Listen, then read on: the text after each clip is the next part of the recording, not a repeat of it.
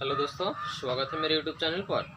आज का टॉपिक है कक्षा 10th क्लास का भौतिकी पाठ संख्या 3 मानव नेत्र, जो कि कुछ इसके भाग को पिछले वीडियो में बता चुके हैं और आज उसके आगे हम लेके चल रहे हैं। ठीक है, तो सबसे पहले समझिए कि मानव नेत्र क्या होता है और मानव नेत्र से हमें क्या क्या फायदा होती है।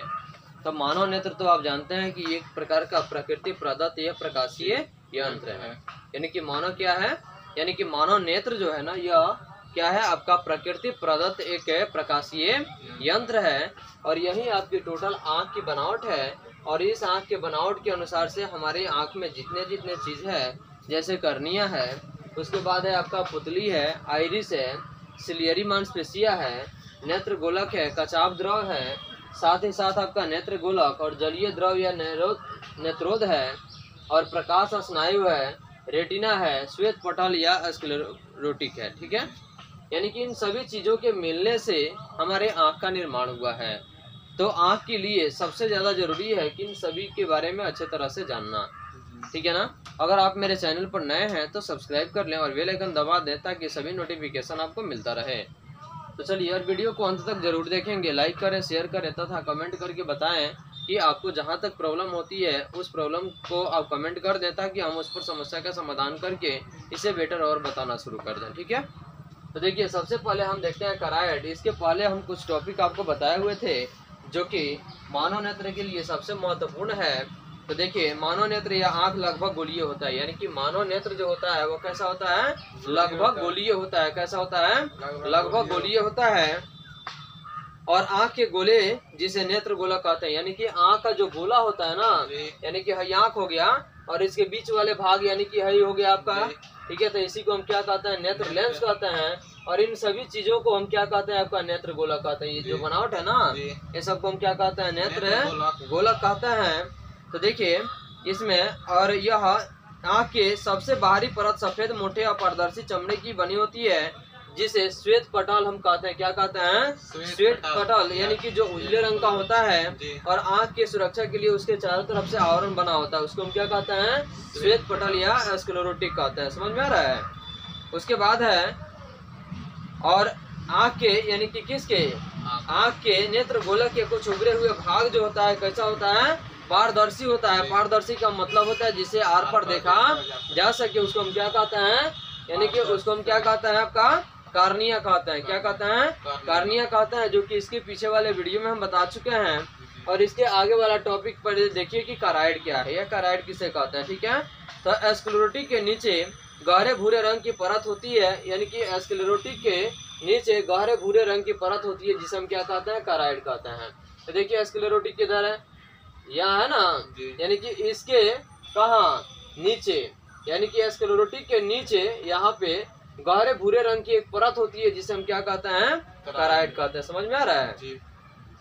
उसके बाद है आपका, उसके बाद यानी कि यह कराइड स्क्लेरोटिक के नीचे गहरे भूरे रंग के बने परत को हम क्या कहते हैं, यानी क्या कहते हैं, कराइड कहते हैं। क्या कहते हैं, कराइड कहते हैं। उसके बाद देखिए परितारिका या आइरिस, जो कि यहाँ पे आपका फिगर में दर्शाया गया है। कहाँ बताइए, यानी कि परितारिका या आइरिस, देखिए यहाँ पे आइरिस लिखा होगा, देखिए है ना यहाँ पे, यानी कि आइरिस है यहाँ पे, यानी कि जहाँ पे आपका लेंस लगा होता है ना, आँख के बीच वाले भाग, ठीक ना, उसी के बगल में एक छोटे से भाग को हम क्या कहते हैं, आइरिस कहते हैं या परितारिका कहते हैं। क्या कहते हैं, आइरिस या परितारिका कहते हैं।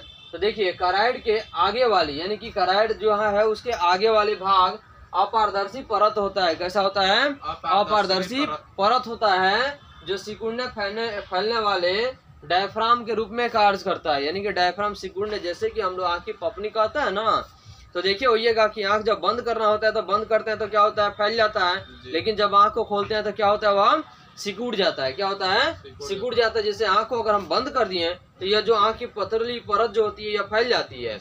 लेकिन जब आँख को खोल देते हैं ना तो ये जा करके अपनी जगह पकड़ लेता है, तो वह जाकर क्या हो जाता है, सिकुड़ जाता है। ठीक है ना, उसी को हम क्या कहते हैं, परितारिका या आइरिस कहते हैं। समझ में आया, कोई दिक्कत नहीं। तो अगर प्रश्न पूछे कि परितारिका या आइरिस किसे कहते हैं तो बता सकते हैं, यानी कि कराइड के आगे वाली, यानी कि कराइड जहाँ बना है ना उसके आगे वाली अपारदर्शी परत, अपारदर्शी जिसे आर पर देखा नहीं जा सके, अपारदर्शी परत जो सिकुड़ने और फैलने का कार्य करती है, उसी को हम क्या कहते हैं, परिचारिका या आइरिस कहते हैं। समझ में आया? कोई दिक्कत नहीं। उसके बाद है आपका पक्षमाभी या सिलियरी पेशियां, यानी कि पक्षमाभी या सिलियरी पेशियां, जो कि आपको यहाँ दिखाया गया ना, तो यह आपके नेत्र लेंस जो है, नेत्र लेंस के बगल वाले भाग में ही आपके सिलियरी क्या है, मांसपेशियां है। क्या है? सिलियरी मांसपेशियां है। अगर आप इस फिगर को अच्छे ढंग से अगर समझ जाइएगा तो आपको इस परिभाषा बनाने में किसी प्रकार की दिक्कत नहीं होगी। तो सबसे पहले जरूरी है कि मानव नेत्र के बारे में अच्छे से समझना, यानी कि मानव नेत्र के बारे में अच्छे से जानकारी होना, ताकि इसका जो भी प्रश्न है उसको आप अच्छे ढंग से बना लें।